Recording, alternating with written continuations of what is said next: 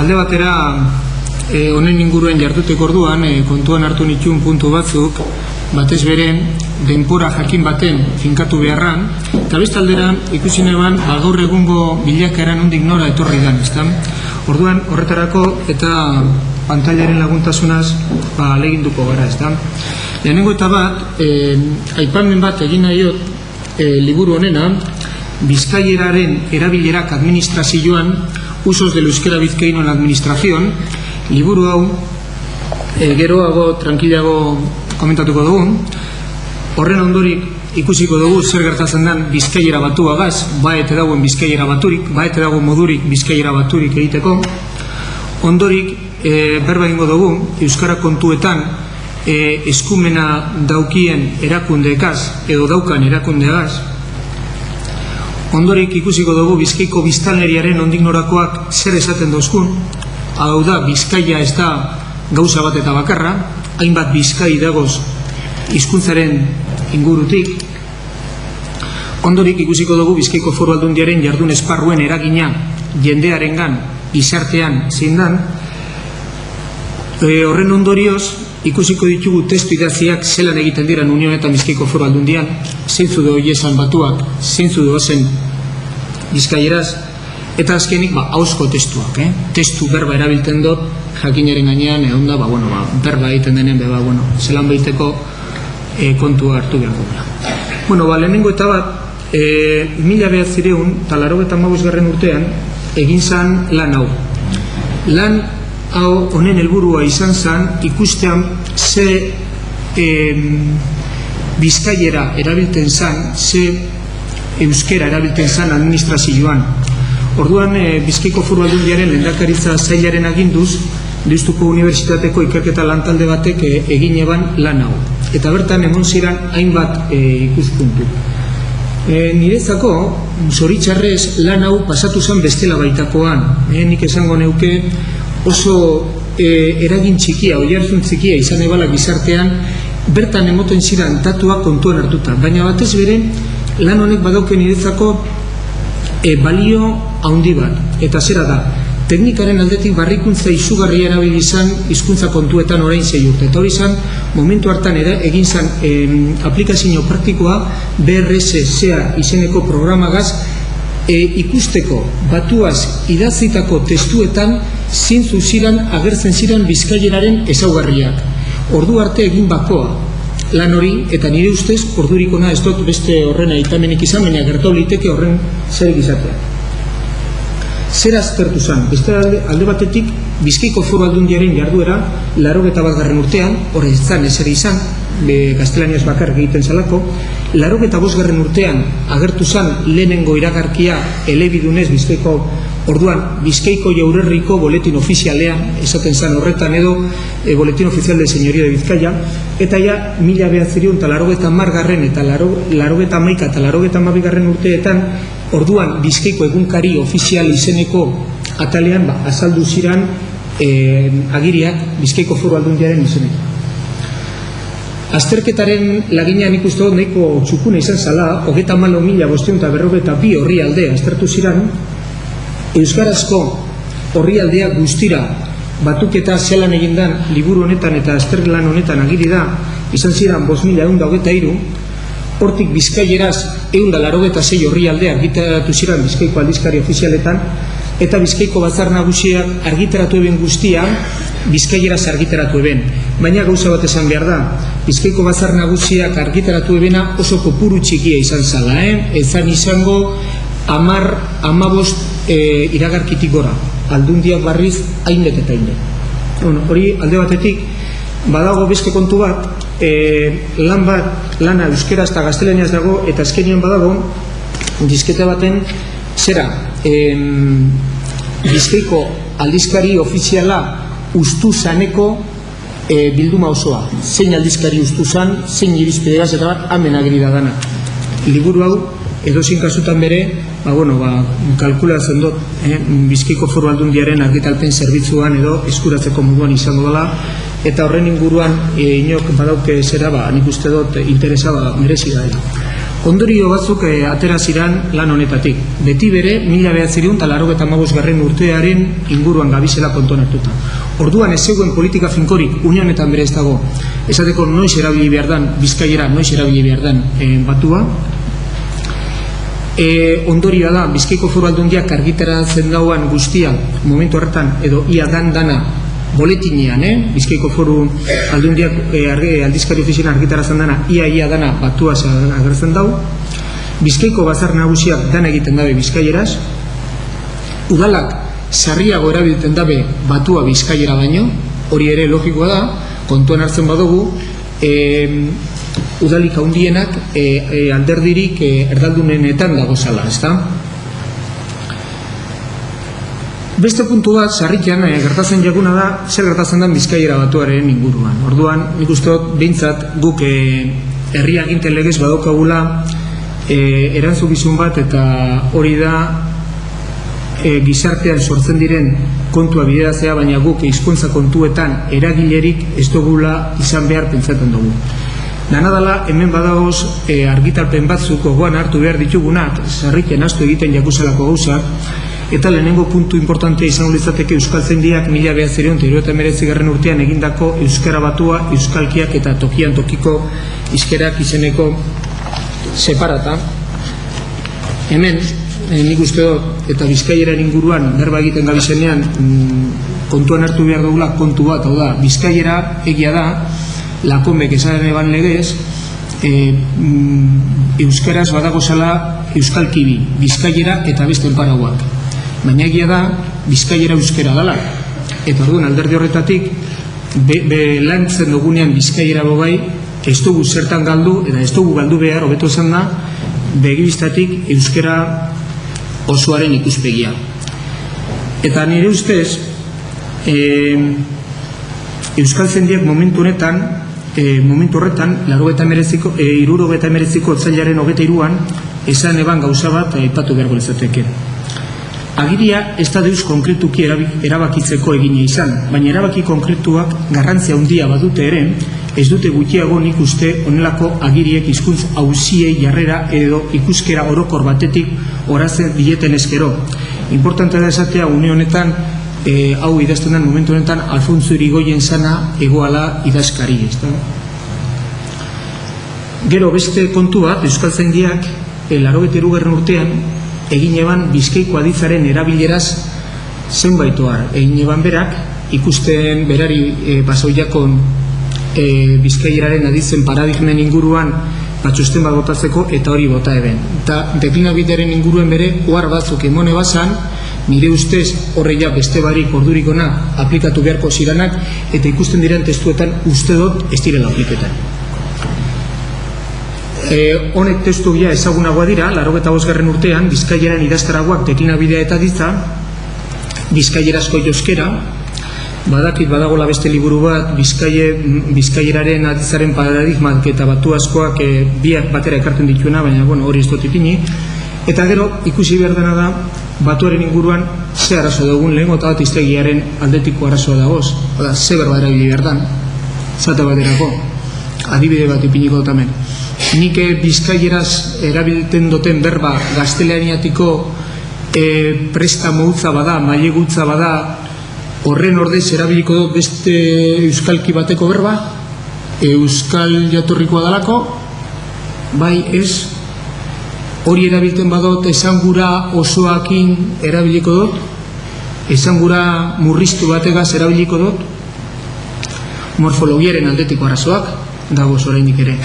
Hizkuntza ala hizkuntzea, alaba ala alabea, semantikaren aldetikoak, berba batzuk aldatu egiten dira, euskalkitik euskalkira, euskalkitik batura edo estandarrera, zer egin behar da nolakoetan. Eta gero bestalde batetik, dekliabidearen inguruko arazo batzuk ondino erabakiteko dagoz. Hor badakit, egundoko lana egiten dabilela, Mendebalde alkartea, Labeiru ikastegia, eta hainbat alkarte badabizela lan horretan, ez da? Baina, hor dago, pilpilean, eta oindala gutxi bebai, Bizkaiko edo Bilboko beto esan da BBKaren elkanoko jardunaldian izan zinenok ikusiko zenkien, edo ikusiko zenduen, han gauzak ez egoezela oso bare, baina baigo esala hildo batzuk behar bada kontuan hartu beharrekoa. Honetan guztian, gu Bizkaiko Foru Aldundi legez ez dugu izango ze erabili behar da. Hau da, dauki edo dauke, hori beste batek izan beharko dago, ezta? Orduan, nik badazpadan gogoan hartuko nuke beti puntu bat. Eta hau da, jokaleko adierazten daben eta zedarriztatzen daben kontu. Hau da, Gernikako estatutuaren 6. artikuluak esaten dau, euskarari dagozkionetan euskaltzaindia izango dela erakunde aholku emonien. Eta nik uste dut hor badagoela estatusaren aldetiko kontua ez dugunazetan galdu behar begibistatik. Beste kontua da, eremuko lana, kontu horrek ikerketa lanaketan nok egin, zelan bideratu, hori guztia zelan guztertu, hori beste kontua da. Baina estatusaren aldetiko ikuspegi hori nire ustez ez da galtzekoa. Horrek ze sortzen da? Horrek sortzen dauz arazo bi, edo arazo mota bi hobeto zan da, alde batetik korpusaren ingurukoak eta bestetik estatusaren ingurukoak. Eta horrek ezer egin orduko ebatzi beharri dira. Horrek ebatzi ezik, seguru asko arazoa sortuko dira biharra dezi. Eta nire ustez, eta da bide batezko iruzkina, nire ustez Bizkaierak ez dauke astilarregirik. Eremuko lanetan diharduen Bizkaiko alkarteen zeregina. Hori da lehen komentatu duten, ez da, estatusaren ikuspegitik, Bizkaian badira hainbat alkarte, zeregin horretan dagozanak, eginkizun bat ikusten dabenak, bai edabidea direlako, bai euskalduntze alfabetatze erakundea direlako, bai ikerketat erakundeak edo alkartea direlako, eta hori ikusten dabe badagola, zelan baita esatiarren apur bat anabasa bat, eta anabasa horreri, buelta bat emonei baiako, segurazko emon beharko jako, gauza kondo bidiratuta, hau da, lan bat alkarte bik egitea nire ustez ez alperrekoa, ez bada kaltegarria izaten da, eta bar, eta eginda dagozan kontuak barrido irauldu beharrean aurrera egitea nik uste dut beharrezkoa da. Eta hau da nik uste dutena, baina herriaginteak ezin da eskurik hartu lango kontuetan korpusaren inguruan eta bar. Nik uste dut, eta hori barrido dio, eta honekin amaituko nuke puntu hau, zera Gernikaren 6. artikulak oso garbi markatzen dabela hori. Kontuan hartu behar dugu, Nafarroako Foru Erkidegoan arazo bera dagola, eta orduan beste artikulu baten esaten dela euskaltzaindia bere izango dela erakunde aholku emailea.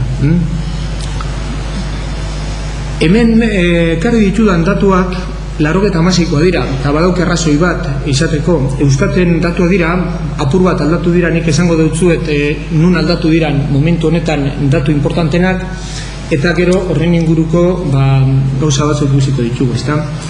Bueno, ikusten dugu, urte horretan, 1.121.000 biztanle egoazala Bizkaian, hortik 276.000 pasautxu euskaldunak eta 124 euskaldun dira Bizkaiko lurralde historikoan. Unionetan kopuruak aldatu dira eta euskaldunen kopurua Bizkaian kopuru erlatibo izango litzateke edo izango da, seguru asko 29 tartikoa.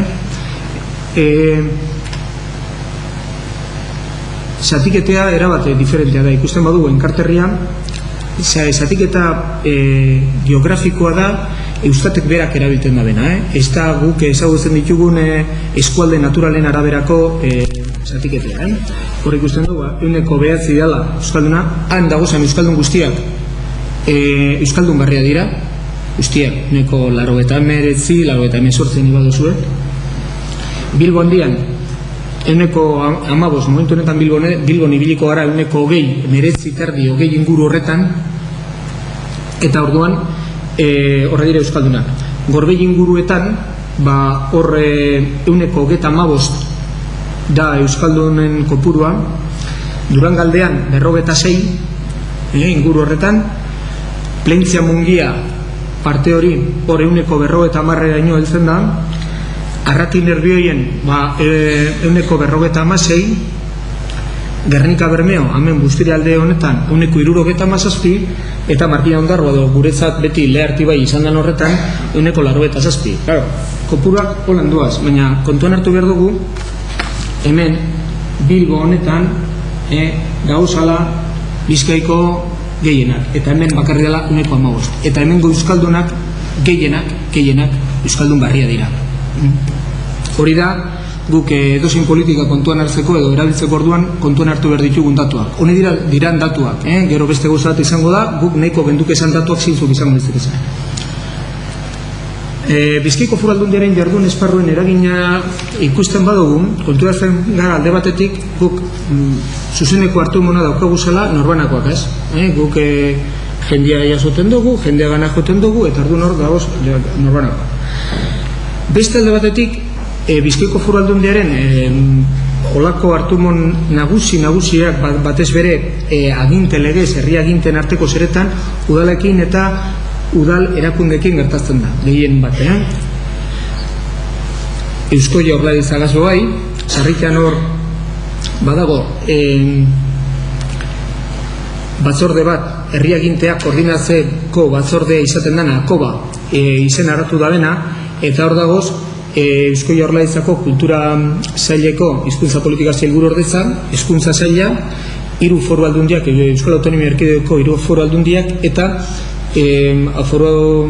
Autonomia Erkidegoko 3 uriburuetako udalen ordezkariak. Orduan, hor bere egiten direan planteamenduak bertotik bideratzen dira.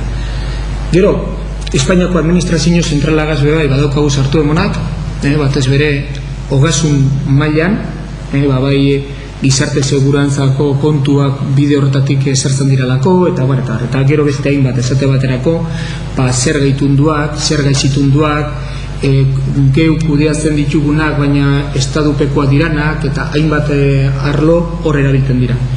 Eta gero justizia administrazioa gazbo gai izaten ditugu hartu emonak, ezta? Justizia administrazioa aparte ipini dut, apur bat horri ikusten delako beste jokera bat edo dagoa. Horren horrean, zelan jokatzen dugu? Bueno,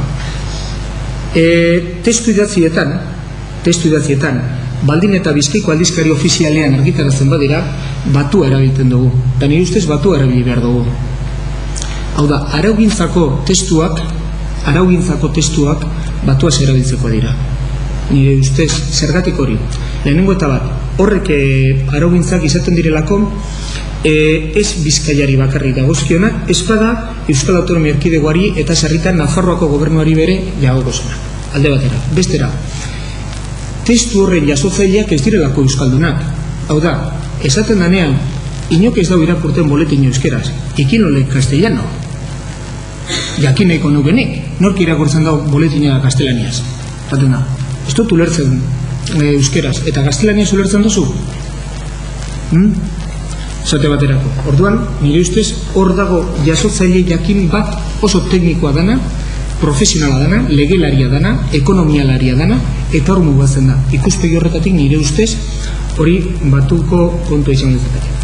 Protokoloko kontuetan, jardueretan, bietara jokatzen dugu. Eta bai batzuk egiten dira batuaz, eta bai batzuk egiten dira bizkaieraz.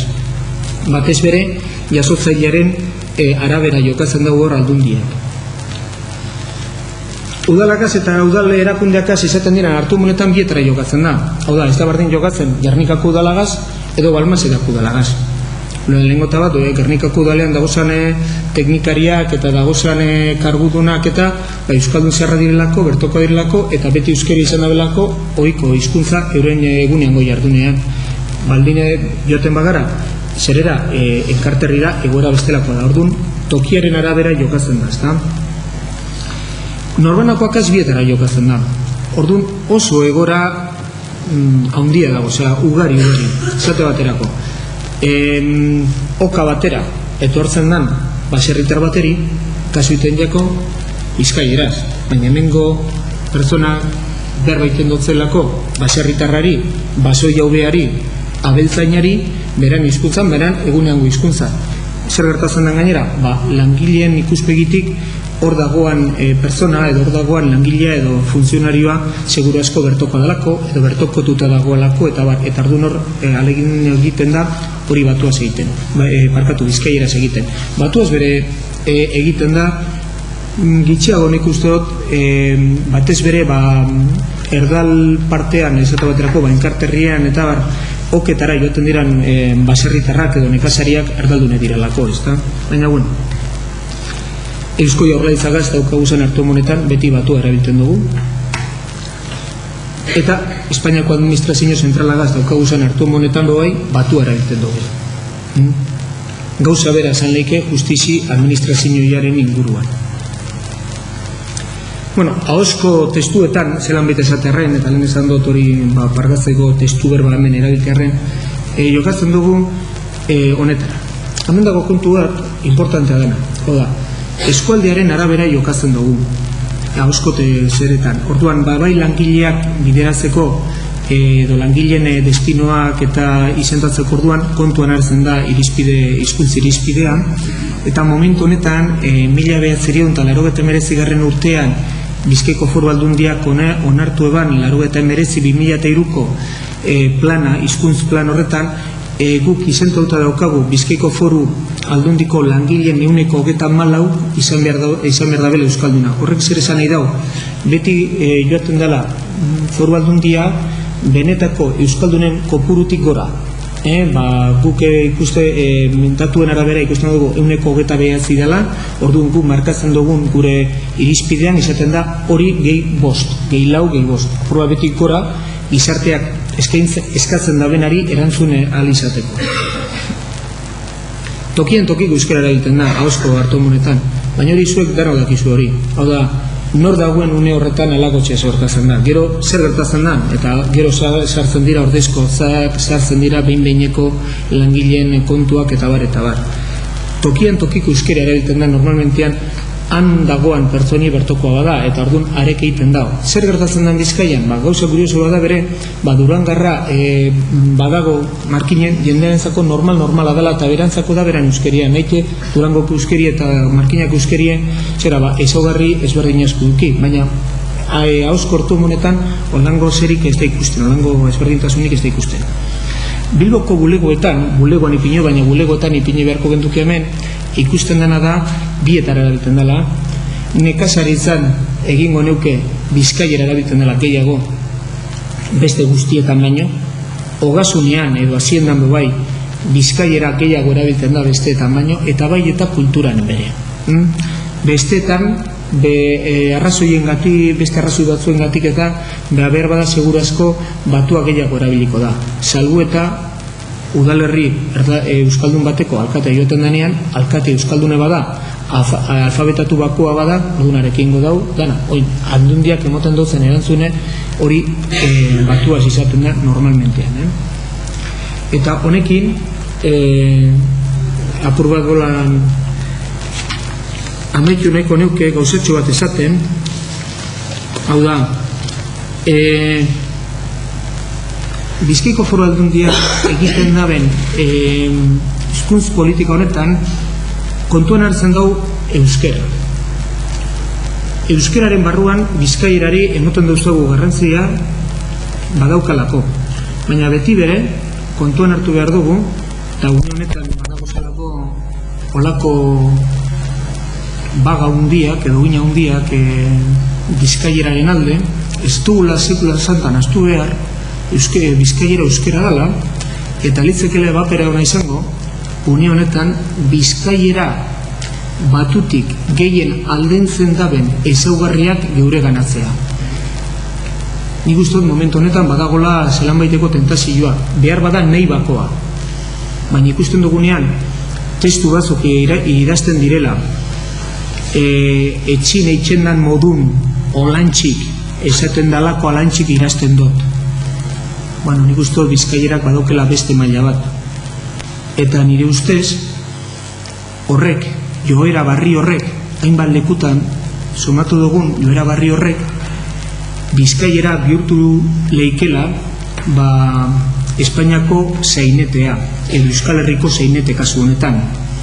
Eta denon gogoan dagoen kantu bat ez ekartea gatxik gogora, konturatzen gara, momentu jakin batzuetan, Bizkaiera erabili dela itzulpen batzuetan, bikoizketa batzuetan, behin mailako jendearen hizketa maila adierazteko. Eta hori, nire ustez, ez da ona Bizkaia entzako.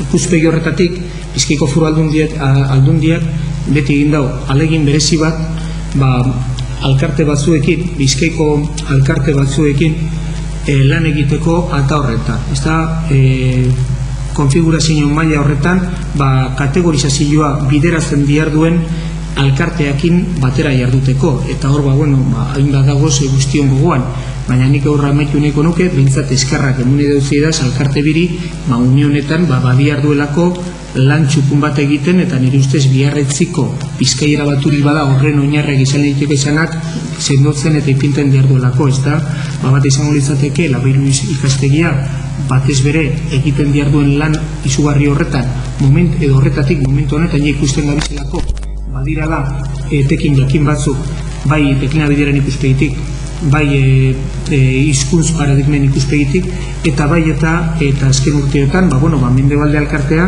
beren negurrian bere egiten dabilen lanagatik, ezta? Eta nik besterik ez dogat esateko, zuek gero sozial pregunta hori baduzue, amen da. Bai. Eskerrik asko. Eskerrik asko Gotzon Lobera, eta orain Arantza Aurrekotxearen txanda da, berak eskainiko eskuz berba batzuk.